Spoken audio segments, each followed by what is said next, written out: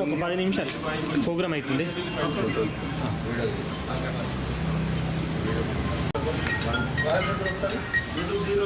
అన్న జెండా పైన ఉంటుంది.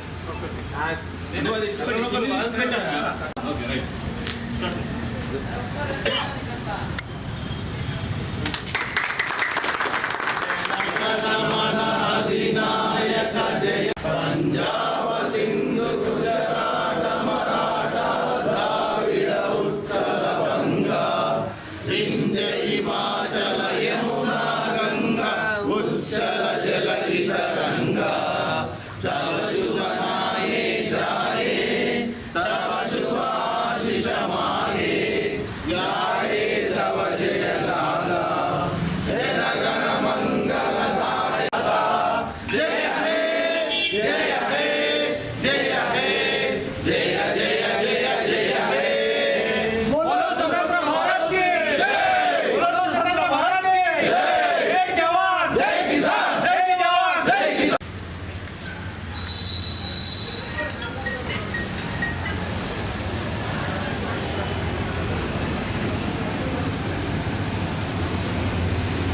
ముందుగా పాత్రికేయ మిత్రులందరికీ ఈ గణతంత్ర దినోత్సవ శుభాకాంక్షలు తెలియజేస్తూ ఎందరో మహానుభావులు సాధించి పెట్టిన స్వరాజ్యాన్ని ఈ రాజ్యాంగ రచించిన రాజ్యాంగ నిర్మాతలకు ఈరోజు వాళ్ళను స్మరించుకొని కృతజ్ఞత తెలియజేసుకుంటూ ఈ రాజ్యాంగాన్ని మనమందరం కాపాడుకుంటూ ఇలాగనే భారతదేశాన్ని ఒక మంచి దేశంగా నెంబర్ 1 దేశంగా ఎదగాలంటే మనందరి కృషి ఎంతో ఉండాలి. కాబట్టి ప్రతి యువకులు యువత అందరూ ఈ యొక్క మన